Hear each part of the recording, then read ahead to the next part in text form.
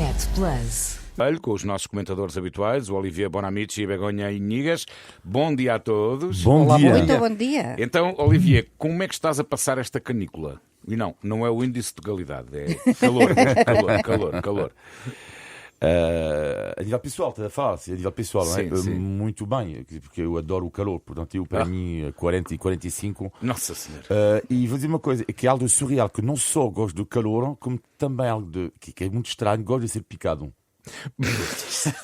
Isso já, Olivier, isso já é estranho. Bom, picado. E em Espanha, Begonha, não tem sido melhor, não é? Eu vi que em algumas localidades os termómetros não baixaram dos 30 graus à noite. Exatamente, bastante parecido a Portugal, sobretudo a localidades da Extremadura, onde o calor é insoportável, não é? Como acontece em tantos pontos de Portugal, e as noites, sobretudo, muito quentes. Mas acontece a mesma coisa, acontece-me como a Olivier.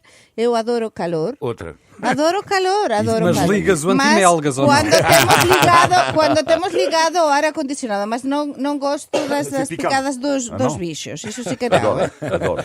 Bom, depois deste momento quente, vamos em frente, Miguel. Muito abrasador, diria eu.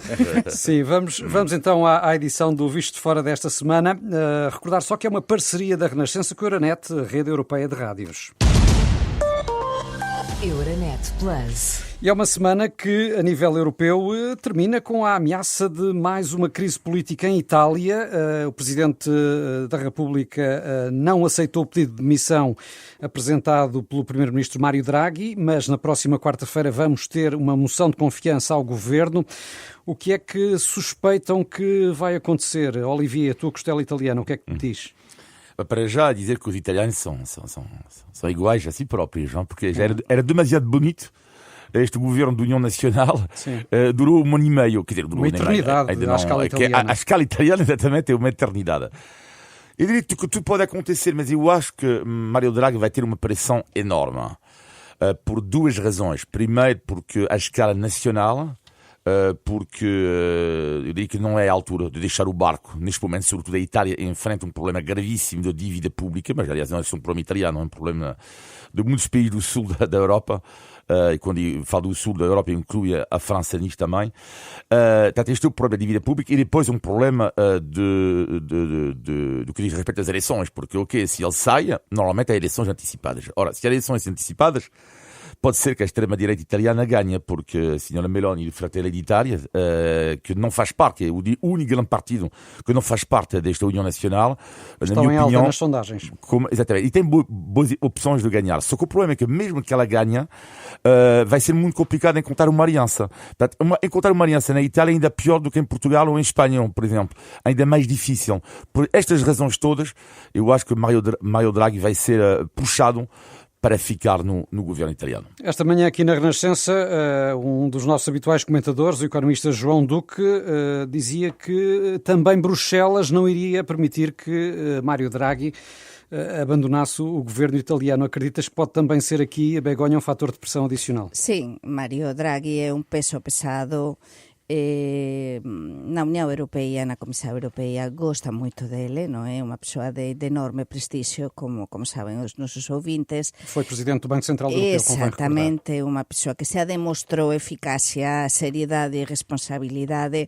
E depois, eu lembro cá a imagem do Mário Draghi há uns dias na Cimeira de Madrid, na Cimeira da NATO, no Museu do Prado, quando todos estavam prontos, todos os líderes participantes na Cimeira da NATO estavam prontos para a fotografia, não é? No Museu do Prado, diante das meninas, do quadro das meninas, o Mário Draghi a atender um telefonema, que essa fotografia deu a volta ao mundo sentado, e fora do grupo.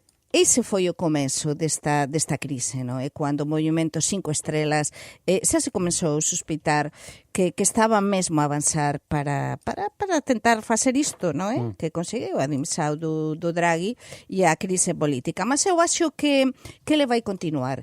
Na Italia todo é posible. Italia, como dixía Olivier, é Italia e é moito peculiar nisto. Os italianos están habituados a crises políticas e o país sempre avanza, sempre vai para frente. Sim, só que nesta vez coincide esta crise política com uma situação especialmente sensível para a Itália e para a Europa, mas com este Temos contexto o Mattarella, o presidente da República Italiana, tem muita experiência. E o Sérgio Mattarella fez ontem uma... Ele próprio teve de ficar a contragosto no cargo de presidente por mais alguns Exatamente, anos. e ele fez ontem unha xogada mestra, non sei se xa tiñan falado eles dois antes, que pode ser, non é? Que obrigar non a aceitar a dimisión do Draghi para gañar tempo e para tentar agora negociar, mas igual que se negociou para este governo, pode-se negociar para que o Draghi continue. E além disso, só para acrescentar um ponto, que a Itália ganhou ainda mais peso desde o Brexit. Portanto, o peso da Itália na Europa aumentou claramente. Sim, sim, sim.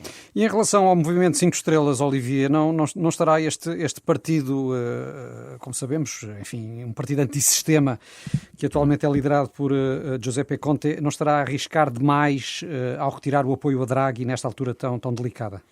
Sim, mas o Movimento 5 Estrelas vive uma cisão, por assim dizer, entre o Sr. Conte e Di Maio, mas eu diria, para fazer um comentário mais global sobre o Movimento 5 Estrelas, tem a ver com uma tendência a nível europeu, que são estes movimentos, podemos ver em Espanha com os cidadãos também, que é, houve uma altura, e o Macron em França igual, houve uma altura em que os partidos que se diziam nem de esquerda nem de direita estavam um pouco na moda.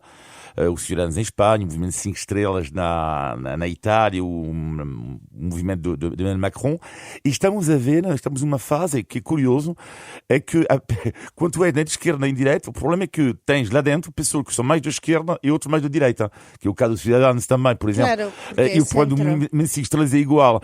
E depois é esta união que é muito complicado dentro do próprio partido. Portanto, isto é interessante. E depois acontece outra coisa, que o que se está a demostrar é que neste momento de crise, e é lógico também, não é? Quando há uma crise nós queremos segurança. E então agora, por exemplo, o que está a acontecer em Espanha e o que están a dizer as sondaxes, que os cidadãos cada vez apostan máis pelos partidos, neste caso tradicionais, non é? E no conservadores. Conservadores ou os partidos máis de sempre, máis tradicionais. Os novos partidos, e está a acontecer, por exemplo, en España con a Vox, que está a perder tamén forza, e todos estes movimentos que dixía Olivier, que surxiran tipo, pois iso, 5 Estrelas, Ciudadanos, ou no caso tamén da França, están a perder moita forza, porque nós queremos algo firme, algo que nos dea segurança num momento como que estamos a viver, sem dúvida. Entretanto, foram divulgadas ontem mesmo as previsões de verão da Comissão Europeia e as notícias, como de resto se previa, não são boas para o conjunto da União Europeia e da zona euro. O crescimento vai abrandar e vamos ter ainda de contar com uma inflação mais alta do que já se previa anteriormente. Isto, naturalmente, são os efeitos da guerra na Ucrânia. Até que ponto, Olivier, é que podem estas perspectivas económicas contribuir para adensar aqui aquele cansaço que já começa a sentir-se nas opiniões públicas internacionais sobre o conflito que se desenrola na Ucrânia? Eu acho que é uma das questões mais pertinentes que tem a ver com a guerra, que é este cansaço, porque eu acho, tenho certeza, que Putin aposta nisso para ganhar a guerra dele. Ele aposta no nosso cansaço. Algo que eu estava a ver uma entrevista esta manhã do Kasparov, mestre de xadrez, que ele fala da rotina da guerra. E é um pouco verdade, que é do tipo, hoje em dia na Europa vemos agora um massacre de 20 civis, 30 civis, parece uma coisa quase já banal. Já não abre telejornais. É terrível. Peço desculpa? Já não abre telejornais, um massacre de 20 ou 30 pessoas. É a guerra do desgaste. Mas o que é atroz, eu diria que é... Eu conheço uma pessoa russa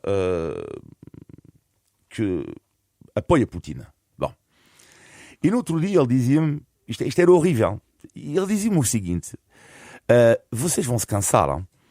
E o que é inacreditável no discurso dele é que é quase do tipo vocês vão sofrer tanto na pele com isto. Ele tinha pena de dizer, é verdade, a gasolina é cara, porque ele vive aqui, hein?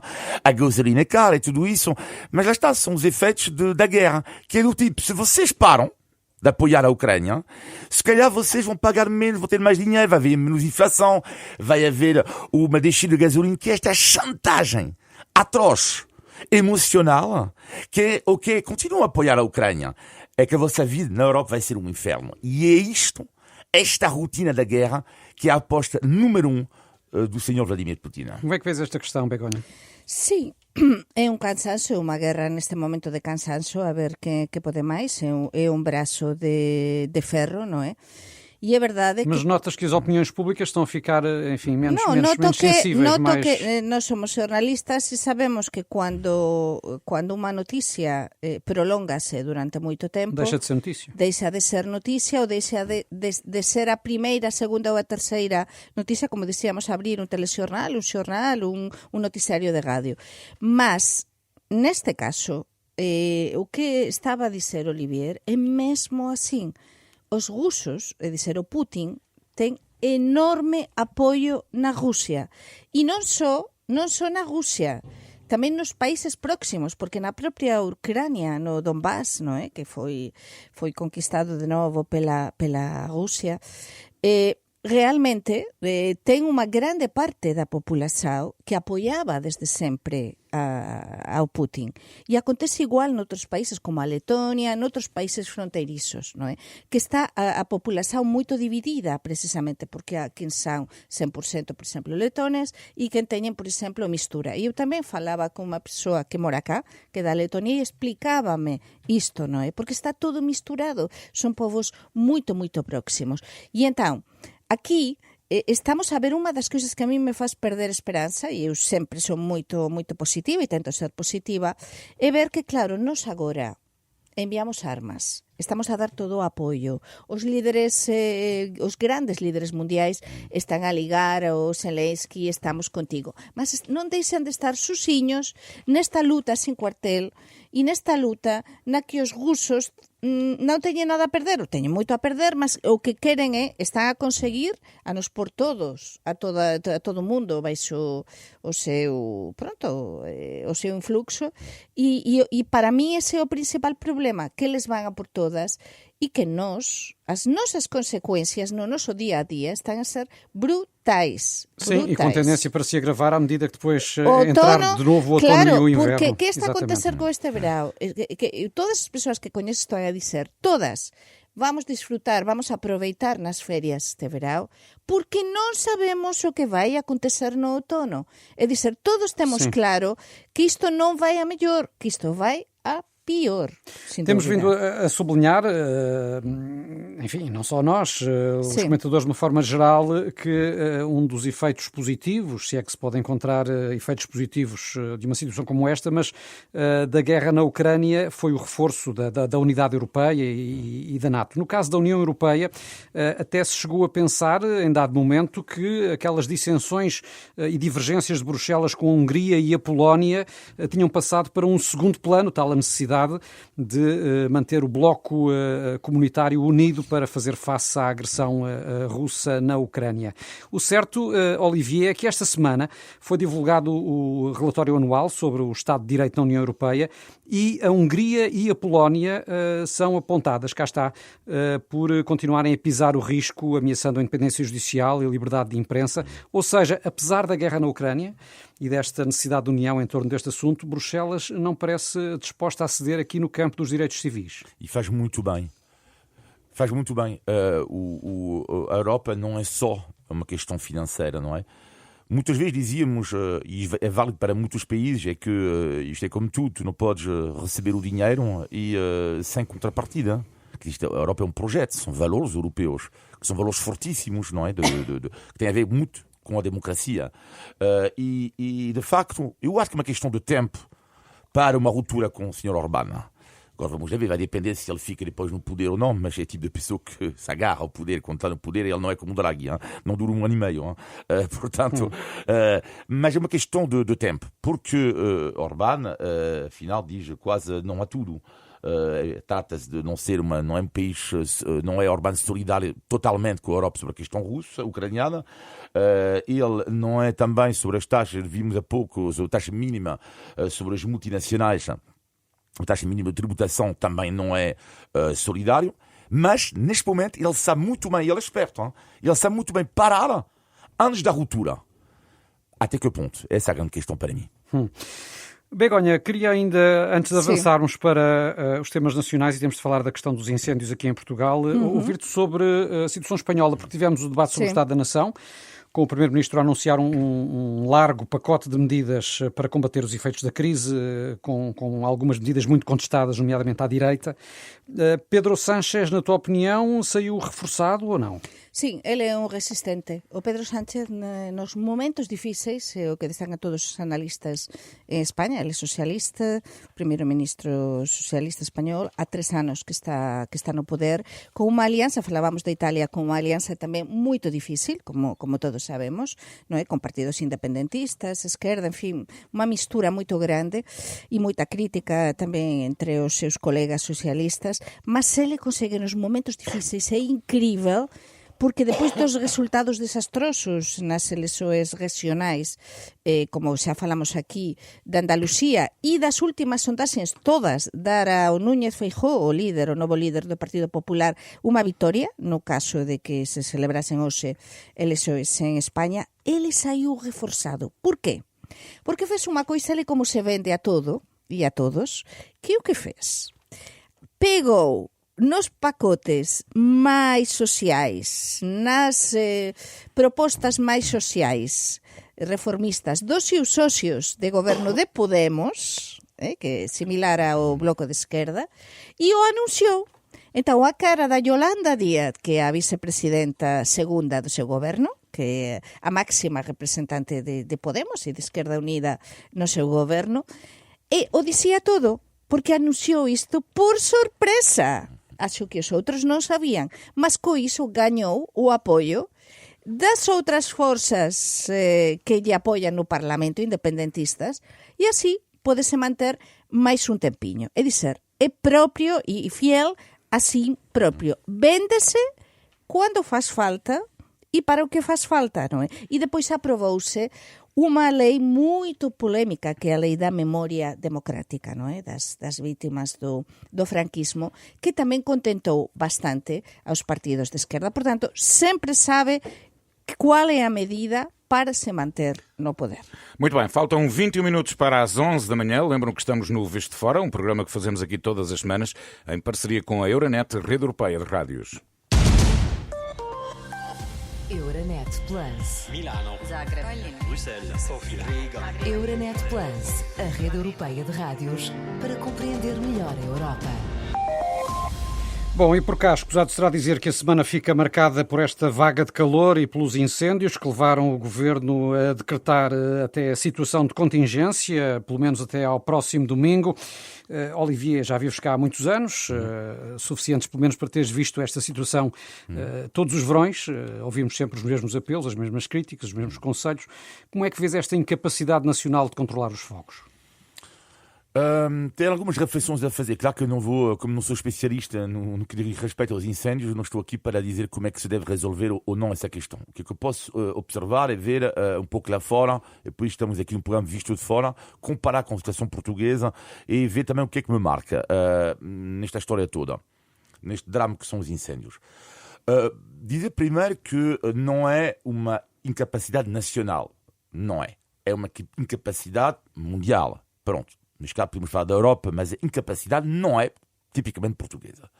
Eu acho que quando é preciso críticas ao governo, tudo bem, ok, mas enfim, este governo não é culpado de tudo o que foi feito. Até porque os sucessivos governos têm tido anos de muitos incêndios, não é? Sim, também, mas não o culpado, também houve outros governos antigamente que também havia incêndios também. Portanto, é muito simples dizer que a culpa deste governo discordam. É como a questão da saúde, aliás, é a mesma coisa, que é verdade que este governo não resolveu as questões da saúde, mas que eu saiba, o governo que estava antes também não resolveu. Portanto, esse é o primeiro ponto. Segundo ponto, que é o interessante em Portugal, que ainda há uma questão muito política à volta disso, que é o tal debate ainda há, que me surpreende imenso, das pessoas que negam que estamos perante mudanças climáticas que antigamente havia o tal debate entre os ambientalistas e depois havia os outros climacéticos que diziam não é verdade, sempre houve incêndios. É verdade, sempre houve incêndios. Só que o que é que muda? Todos os relatórios, e que não são relatórios de ambientalistas, isto é a grande questão aqui, não é? Houve vários apelos que foram feitos na Europa de pessoas que não têm nada a ver com os ecologistas, que dizem que a situação está a piorar lá. E que por causa disto, da frequência, a frequência dos incêndios está a aumentar. A partir daí, eu acho que não deve haver, na minha opinião, uma questão que seja demasiado política, mas sim uma resposta mais global. Desculpa se eu fui um pouco longo. Não, mas há uma outra questão que eu gostava ainda de colocar e que tem a ver com isto. Em Portugal, sucessivamente, aponta-se como uma das causas dos incêndios, independentemente ou a par, enfim, do que têm sido as alterações climáticas, o grande número de fogos postos. Temos incendiários identificados, reincidentes, muitos deles, até alguns foram detidos já nesta vaga de fogos. Não será também aqui uma frente de atuação política ou jurídica, mas que é importante ter presente e na qual é possível fazer mais? Pode-se fazer máis en todo. Eu moro en Portugal agora há 18 anos, pronto, agora este último ano estou entre Portugal e a Galiza, como saben, mas saben que para mí o tema dos incendios é un tema moito sensível. O meu pai era enxeñeiro florestal e traballou no plano florestal da Galiza e foi un dos seus artífices, e ele sempre dicía unha coisa, porque eu moro en Portugal há tantos anos e nada mudou, é dizer, absolutamente nada. O que muda é que há anos com menos calor e, de facto, nesses anos temos menos incêndios. Mas aqui há vários temas. Tema número 1. Primeiro, débese dar algún sinal á opinión pública, é dizer, os nosos gobernantes deben pelo menos tentar facer algo. Mas cando ves que non se faz nada, é dizer, se anuncian moitas coisas, mas, por exemplo, acabase de cumprir, non é? 5 anos de Pedrógao, 5 anos de unha tragedia terrível para Portugal, con moitas mortes, e depois, nese mes de outubro, máis mortes. Que é o que se fez? Nada. Ese plano que se tiña anunciado, se nós vamos agora a esa zona do centro de Portugal, que sempre é a máis castigada, sempre é a mesma coisa, non se faz nada. Mas todas estas medidas que foram implementadas, de limpeza de terrenos, etc., julgas que não teve nenhum efeito prático? Pois está-se a ver que non teve. E depois aquí há unha coisa que acho que aínda non se teve a coragem de facer, porque non é fácil. Eu non sou gobernante, non coñezo de perto todo isto e non falo alegremente, mas desde logo a estrutura xa do tema da protección civil, dos bombeiros, profesionalizar moito máis isto, facer unha serie de carreiras, porque cando tú tens uns bons técnicos a traballar, persoas que teñen unhas boas condições de vida, uns horarios en condições, aínda que teñan de guardar e de ter guardias, non é? No momento dos incendios, mas non teñen outro emprego adicional, por exemplo, como é o caso dos bombeiros. Se nos analizamos, aquí está tudo na mesma. Mas em Espanha, Begonha, nós temos também incêndios de enorme dimensão. Mas claro, e temos na França e temos na Itália, nós do outro lado, mas nós temos moitos máis medios e sobre todo está tudo moito máis profesionalizado. Incendios grandes hai en todos lados, mas se nós comezamos a olhar número de mortes aquí, que felizmente Portugal, este ano Portugal, não número temos de óbitos feridos, a registrar. mas número de feridos e depois populações que sempre é a mesma coisa, non é? Que teñen de se evacuar, mas é que realmente a historia é sempre a mesma. Agora, con as mudanzas climáticas, isto vai a ir para pior. Entón, se realmente non se produce unha profesionalización, neste caso, do combate ao fogo en Portugal, vamos a continuar a ter imenso problema, porque coitados dos bombeiros que teñen de facer quase milagres, mas non é só facer milagres. É combatir o fogo eficazmente e non estar días e días e días e días e estar sempre... E outra coisa importante que temos de dizer a culpa, e é unha coisa que sempre explicaba o meu pai, é verdade. Nestes casos, nós xornalistas, aínda que eu agora non traballo activamente como xornalista, non é moito fácil programas soes durante horas, cos incendios lá a falar. Mas quanto máis se fala en directo horas e horas e horas e horas disto, até os incendiarios estamos a reavivar e animar. Temos de informar, mas mais uma vez ter ética profissional. Por acaso é engraçado que falar disto, porque eu concordo plenamente. Eu acho que até que isto que acabei de dizer é super pertinente, que é o facto de mostrar non-stop o tratamento sensacionalista dos incêndios em Portugal tem que acabar. Aliás, isto a cobertura que se faz em Portugal pelas televisões é muito diferente da que se faz, por exemplo, em Espanha. Não é? Sim, totalmente. Não, mas outro dia eu vi um canal, que tinha do lado direito um logo de uma chama. Mas isso não pode ser. Não, mas tinha o logo. E muitas vezes tem imagens com horas ou até dias de exatamente, e estamos a animar. Continuam a passar. Isso dizem os técnicos. As pessoas que sabem dizem que isso é algo que não se deve fazer. Não se deve fazer. Habitualmente no telejornal espanhol, por exemplo, só para citar o exemplo que a Begonha conhece melhor do que eu, são imagens normalmente muito genéricas dos incêndios. Exatamente, porque tem-se em conta tudo isto. E a privacidade. Há uma ética, e é verdade que no caso, imaginemos, um grande incêndio que temos neste caso na Extremadura. Pois é 1 minuto, 2 minutos, ponto. Já está. Muito bem. Temos agora a altura do Visto Fora em que a Begonha e o Olivier exibem o grande domínio que têm da língua portuguesa. É o índice da Tugalidade. Índice de Tugalidade. Bem, já sabemos que com todo este calor só nos apetecia mesmo era estar dentro d'água, não é? Sim. Mas ficar de molho é também uma expressão usada pelos portugueses com outro significado. O que é que pode ser ficar de molho? Sim, eu ouvi muitas vezes. Ficar de molho. Muitas fico vezes. De molho, fico de molho. E amigas minhas dizem muito. Ficar de molho é ficar parado. Não, ficar de molho. Eu gosto quando o Olivier parece mesmo que vai acertar e depois falha rotundamente. Não, ficar parado não é. Ficar de molho é ficar assim um bocado. A ver, não me sai a palavra. Não, ficar de molho fico Não. Não é ficar parado. Fico envergonhado. Ficar de molho é ficar em casa doente. Normalmente quando ficamos de cama ou só a descansar ficamos de molho. Pois por isso, por exemplo, depois de sair à noite, depois de sair... Isso é outra coisa. Não, mas isso é ficar de ressaca. molho. Bom, e não superaram. Não, hoje chumbamos os dois. Índice de Tugalidade. Vamos ter que ter uma versão expresso do positivo e o negativo. Sim, Vamos ao pior, sim. Begonha, esta semana. Pois o pior eu sinto, porque eu gosto moito tamén dos motoristas da Volt, e sempre defendo os taxistas, que nos ouvem moitas veces, eu sei, mas teño de dizer que non todos son bons, non é? Como em tudo na vida, não é? Como todo na vida, e ontem aconteceme unha coisa que teño de contar cá. Peguei nun taxi, últimamente estou a pegar máis nas plataformas de transporte, mas dis non, temos de apostar tamén pelos taxis e demais. E então, eu tive un almoço de traballo e depois tiña de ir a outro ponto da cidade. Pego no taxi e digo a dirección, por favor, vamos por aquí, está ben, moito ben. E entón, cando chego ao destino, quería andar un bocadinho, non, ficamos, era na mesma rúa, aquí. Mas, e vexo, o talonsiño me tiña posto máis diñeiro, por exemplo, se eran 6 e tal, 7.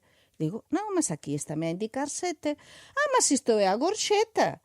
Voses veñen cá de ferias e entón non temos direito a unha gorxeta. E lle digo, señor, como? De ferias. Está a falar con alguén que coñece moito ben este país. Que é isto da gorxeta? Isto a que non o faría con un portugués? Que é isto da gorxeta? Aquí, a mí non me dan gorxetas cando eu traballo, non é? Isto é, a gorxeta é unha coisa libre que escolle o cliente. Eu então ganho tão mal que parece uma gorjeta.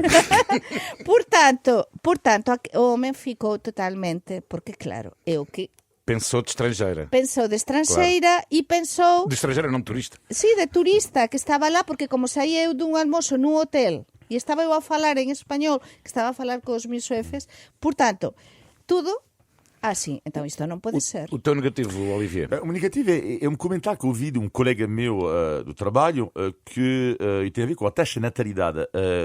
Sempre achei super preocupante a taxa baixíssima que há em Portugal e estava a tentar incentivar um colega meu a ter mais filhos. Porque ele pensei que dizias tu que querias ter mais filhos. Eu tenho 2 para fazer subir a média nacional, porque a média nacional é inferior a 2. Consultor de fertilidade. Ele tem um filho. E o negativo da semana é o quê? Ele tem um filho. E perguntei, então, mas não queres meter mais um?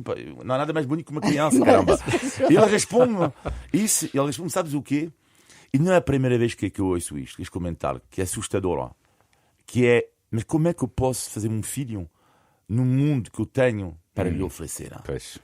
Este comentário meteu-me pena, claro que eu respeito a decisão dele, mas reflete também que muitos portugueses acham, infelizmente, o português e não só eu. Tu só estavas a testar o índice de fertilidade. Vamos ao positivo muito rapidamente, meus queridos. O teu positivo, Begonha. Pois o positivo, estábamos a falar antes do calor, está ben. Pois eu esta semana estou a namorar con o meu marido, os meus fillos están na Galiza, e entón descubrimos o bon que é sentar na nosa varanda. E entón, estamos a o Paulino está a ollar para mí, mas é que é verdade, estes días de tanto calor, eu estou a descubrir como facen os italianos en Roma, non é? Que da última vez que estive en Roma, que era verao, estaba a ver varandas como a miña, moito preparadas, as persoas a sentar e tal. Pois nos todos estes días estamos a sentar na varanda, maravilloso, porque o bon que ten Lisboa, e non acontece, como falábamos ao principio, en outras zonas de España, en algunhas zonas de España que está a un calor incrível a noite, e que está a refacer un bocadinho à noite. E então dá para é maravilhoso, uma noite na varanda. Sim. Olivia, o teu positivo muito rapidamente. Tem a ver com uma palavra de língua portuguesa, não sei se tu conheces a palavra que não me cuida. É a baladiça. A baladiça. Sim, a baladiça. Bom, essa palavra até é mais usada no Alentejo. O que é genial é Sim, que eu, durante... Ai, a ver que vai Está aqui passar. no Brasil é saideira e em Angola é da porta. É engraçado. Portanto, a baladice. Só que só descobri recentemente o significado. Juro. Já ias na quinta à baladiça. Não, juro. Estava mesmo, muitas vezes eu ouvia esta palavra. A baladiça, baladiça. E eu, mas o que é que significa isto? E depois eu pensei, outro dia estava uma rapariga, a mesa também e é uma baladiça, eram uns 5 ou 6, e eu pensei assim, mas quem é a bala? Porque eu sempre estava a ouvir a bala disse. E durante anos e anos, eu estava a pensar, mas por que eles estão a falar de uma rapariga chamada Bala? E cada vez que falam a Bala disse, vamos beber uma. Que é a baladiça, não sabes? Sabes porquê? Que é abalar o termo, abalar e ir embora. Mas adoro muito esta bem. palavra. Olha, nós é que temos que abalar. Muito bem, já sabe, todas as semanas temos aqui o Visto de Fora na Renascença, onde se conversa sobre a Europa, Portugal e os portugueses. Podem enviar os seus comentários e sugestões para vistodefora@rr.pt. Euronet Plus. Milano, Zagreb, Bruxelas, Sofia, Riga. Euronet Plus, a rede europeia de rádios para compreender melhor a Europa.